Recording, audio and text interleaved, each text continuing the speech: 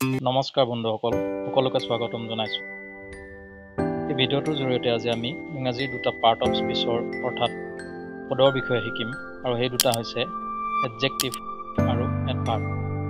সাধাৰণতে এই দুটাৰ ক্ষেত্ৰত আমাৰ বহুতৰে আছে কিছুমান কনফিউজন, কিন্তু আজি আমি সেই কনফিউজন দূৰ কৰিম।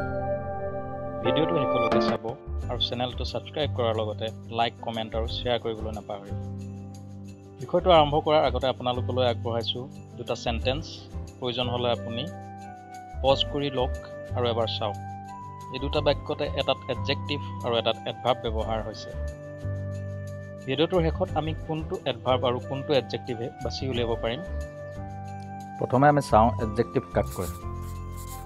এডজেক্টিভ হৈছে যিকোনো নাম বুজোৱা শব্দ আৰু নাউনৰ সলনি বহা শব্দ অৰ্থাৎ প্ৰনাউনৰ দুখ, গুণ, অৱস্থা, পৰিমাণ আদি বুজোৱা শব্দক আমি এডজেক্টিভ বুলি কওঁ বা বিশেষণ বুলি কওঁ। উদাহৰণস্বৰূপে এইটো এটা জিৰাফ, যিটো হ'ল নাউন।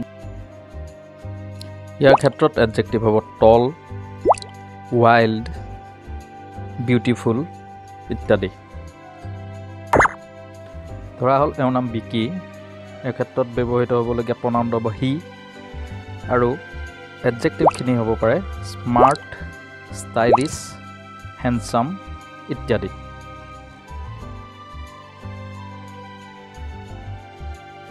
এতিয়া আমি চাওঁ আহক এডভাৰ্ব মানে কি।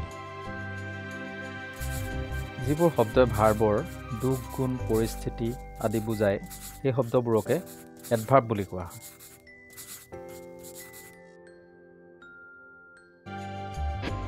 এই বাক্যটোত চি ৱাক্স স্ল'লি, এই বাক্যটোত ৱাক শব্দটো হৈছে এটা ভাৰ্ব, আৰু সেই ভাৰ্বটোৰ দুখ, গুণ বা কেনেকৈ কৰা হৈছে কামটো সেইটো বুজাইছে শ্ল'লি শব্দটো, গতিকে শ্ল'লিটো হ'ব এডভাৰ্ব।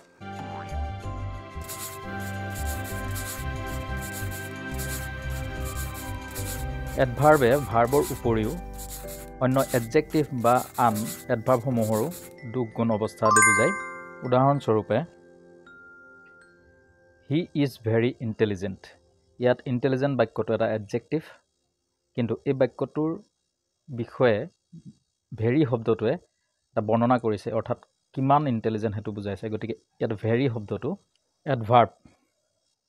আন এটা বাক্য যদি আমি চাওঁ, হি অলৱেজ গ'জ টু স্কুল, ইয়াত গ'জটো হৈছে ভাৰ্ব, আৰু এই কামটো কেনেকৈ হৈছে এইটো সময়টো বুজাইছে যে সদায়, গতিকে অলৱেজ শব্দটো ইয়াত এডভাৰ্ব।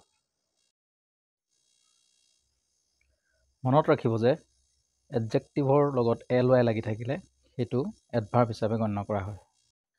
এতিয়া আমি ভিডিঅ'টোৰ আৰম্ভণিতে দিয়া বাক্য দুটালৈ যাওঁ। প্ৰথম বাক্যটো আছিল C is a good singer, ইয়াত গুড শব্দটো এডজেক্টিভ, কাৰণ ই প্ৰনাউন অৰ্থাৎ চিৰ দুখ, গুণ বুজাইছে।